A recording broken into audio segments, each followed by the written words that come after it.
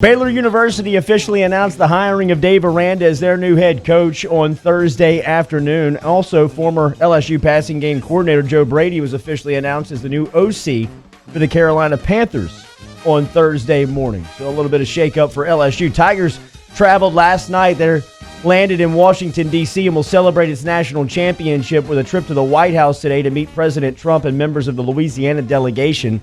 During their two-day trip to the nation's capital, LSU will be back tomorrow to celebrate on campus for their parade. Remember, if it's rained out, it's supposed to start at 11. They will have the celebration inside the PMAC at noon. A great story coming over from Lyft. You see this?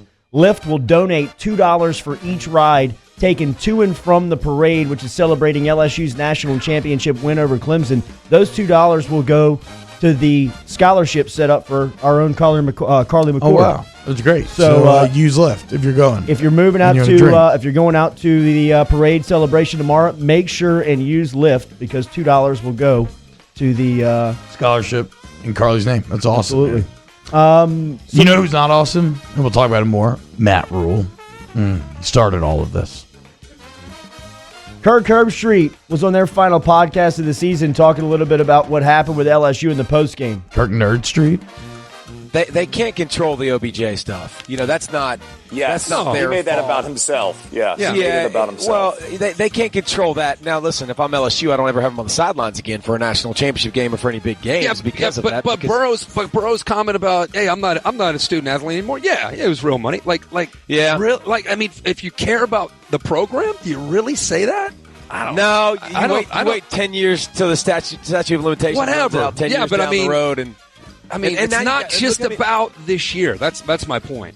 And by the way, look at the mass exodus. I mean, now 9 of them. It's going to end up being 9 of them. 9 of them that are going to leave, and obviously the big names with Edwards-Helaire and Jefferson, but the offensive line, everybody that basically can leave, and some guy named Joe Brady also.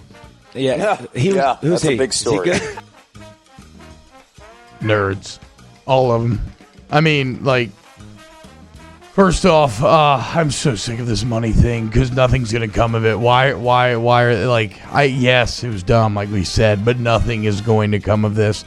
People are just continuing to hammer on it. And as far as Burrow, I still don't think Burrow did anything wrong in any of this, dude. He just, he's not, he was answering for himself. He's not thinking in that moment what about the program as a whole? And it was whatever. I'm over that. Now, I think the conversation about replacing pieces, both players and coaches, is more interesting. We'll get into that more later in the show. New Orleans Police Department has issued a simple battery warrant for Odell Beckham Jr. after he slapped a police officer on the butt inside LSU's locker room on Monday night at the Superdome. Please, somebody step up and kill this story. I mean, let this story die. In a town that's averaging 3 murders a day, you're going to worry about somebody slapping the butt of a cop on Monday night? Not a cop. A security guard. But Ramon Vargas does say that they are Superdome police officers and they have arrest powers, whatever that means. So they do have arrest powers. LSU basketball will play again on the road Saturday night at 7 o'clock in Oxford versus Ole Miss. Tigers return home next Tuesday to host Florida at the PMAC. That'll be a tip time set for 6 o'clock. But here's Coach Wade yesterday at his press conference talking about the availability of Marlon Taylor in Oxford. Yeah, Marlon should be good to go. I don't know how much he'll, I don't know how much he'll be able to play or how much he will play, but he's been given clearance from the doctor, so he'll be good to go with us. Brandon Ingram scored a career-high 49 points, and the New Orleans Pelicans stopped the Utah Jazz 10-game win streak with a 138-132 victory Thursday night. Derek Favors finished with 21 and 11. He also had 3 blocks. E'Twaun Moore had 16 for New Orleans, which has won 10 of 14 games and has 2 games to play before the NBA's top overall choice, Zion Williamson, is slated to make his NBA debut on Wednesday night. Fellow 2019 first-round picks Nickeil Alexander-Walker and Jackson Hayes each played prominent roles in New Orleans' victory. Alexander-Walker had 12 and Hayes collected 9 points, 5 boards, and blocked a shot. Pelicans host the Clippers on Saturday night.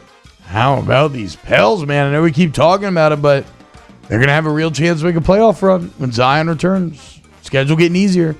Team's starting to play with a lot more confidence and look right, Alvin Gentry got right to the point where finally even the beat writers that were defending him most ended up calling for his firing, and then everything turned around. So shout out to Alvin Gentry for getting a little life right now, getting him going.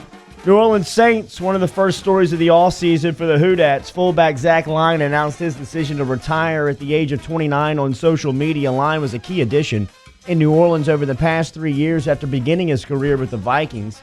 He missed the final 3 games this past season with a knee injury, though he didn't specify the reason for retiring. It's championship weekend in the NFL, which means the Titans are facing the Chiefs Sunday at 2 o'clock, and the Packers and 49ers are squaring off, both for a trip to the Super Bowl coming up in Miami. Titans and Chiefs 2 o'clock on Sunday, Packers and 49ers Sunday at 6, but a big one tonight in town, Nate. That's right, LSU Gymnastics. The LSU Gymnastics team, who is 1-0 in the SEC, returns to the Maravich Center to take on Auburn at 7:15 p.m. tonight. It's pink and blue night inside the Maravich Center for men's and women's cancer awareness. There'll be 1,000 Fight Like a Tiger for a Cure t-shirts at the doors.